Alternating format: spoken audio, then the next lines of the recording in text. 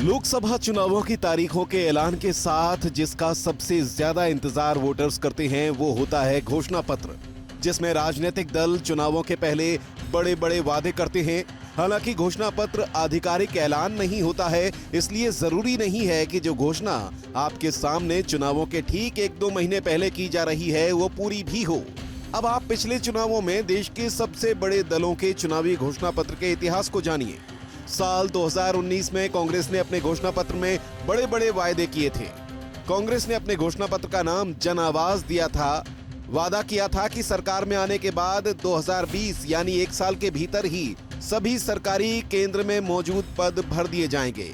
वहीं पंचायत और स्थानीय निकायों में 10 लाख सेवा मित्रों की नियुक्ति समेत किसानों के लिए कृषि कर्ज माफी और कम लागत में कर्ज की सुविधा का वादा किया था।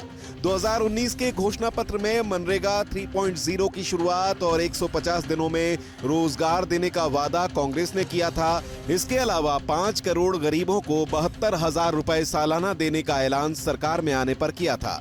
रेलवे को आधुनिक और हाईवे के निर्माण को तेजी से बनाना और न्याय योजना के तहत पैसे महिलाओं के खाते में डालने का वादा भी था। कांग्रेस की सरकार नहीं आई, इसलिए घोषणा पत्र का एक भी वादा पूरा नहीं हुआ। लेकिन कांग्रेस ने 2024 के लोकसभा चुनाव में भी जनता से इस उम्मीद के साथ वादे किए हैं कि शायद इस बार उनको सरकार में आने का मौका मिले। इस बार कांग्रेस ने युवाओं से भी बड़े बड़े वादे किए हैं। 2024 में अगर कांग्रेस की सरकार आती है तो वो जनता के लिए क्या क्या काम करेगी वो भी जान लीजिए। कांग्रेस ने 2024 में सत्ता में आने पर केंद्र में 30 लाख सरकारी पद भरने का वादा किया। सरकारी नौकरी के लिए जॉब कैलेंडर जारी करने के साथ सरकारी परीक्षा का फॉर्म फ्री करने का ऐलान भी किया है। देश भर में लगातार सरकारी परीक्षा के खिलाफ पेपर लीक कानून बनाने के साथ अग्निपथ योजना बंद करने का ऐलान भी किया है। महिलाओं को 6,000 की आर्थिक मदद और नौकरी में 33% आरक्षण देने का ऐलान। कांग्रेस जातिगत गणना करवाने के साथ ओबीसी बढ़ाएगी। मनरेगा की दिहाड़ी 400 रुपए भी करेगी। कांग्रेस सत्ता में आएगी तो क्या करेगी वो आपने जाना, लेकिन 2019 में किए कितने वादों को बीजेपी ने पूरा किया वो भी जान लीजिए। बीजेपी के 2019 के घोषणा पत्र में क्या था? राम मंदिर का मुद्दा बीजेपी ने हमेशा ही आगे रखा, लेकिन इस सरकार में उसको पूरा किया। मोदी सरकार ने 22 जनवरी को मंदिर की प्राण प्रतिष्ठा कर मंदिर का वादा पूरा किया। बीजेपी ने 2019 में 35A और 370 हटाने की घोषणा की थी। 5 अगस्त 2019 को जम्मू कश्मीर से 370 के प्रभाव को खत्म कर जम्मू कश्मीर और लद्दाख को 2 हिस्सों में बांट दिया गया। 3 तलाक को साल 2019 में कानून बनाकर इसे गैर कानूनी घोषित किया। नागरिकता कानून को CAA को चुनावों के पहले पूरे देश में लागू किया गया। समान नागरिक संहिता यानी UCC को देश में लागू बीजेपी हालांकि नहीं कर पाई, लेकिन बीजेपी के कुछ राज्यों में ये लागू हो पाया है।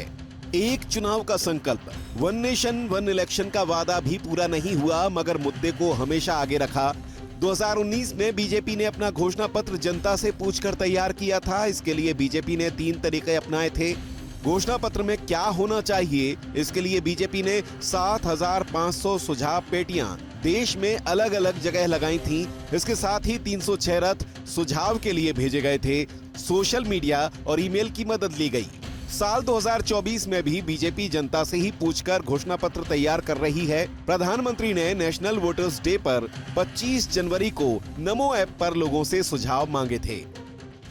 नमो ऐप पर आप मुझे आने वाले लोकसभा चुनाव में बीजेपी का घोषणा पत्र, बीजेपी का मैनिफेस्टो या कहो बीजेपी का संकल्प पत्र कैसा होना चाहिए, खास करके युवाओं के लिए उसमें क्या होना चाहिए, इससे जुड़े सुझाव भी आप जरूर भेज सकते हैं। खैर, जनता के सुझावों पर बीजेपी का घोषणा पत्र कैसा होगा वो आने वाले दिनों में पता लगेगा। लेकिन जरूरी ये है कि घोषणा पत्र में से कितने वादे पार्टियां सरकार बनने के बाद पूरा करती हैं।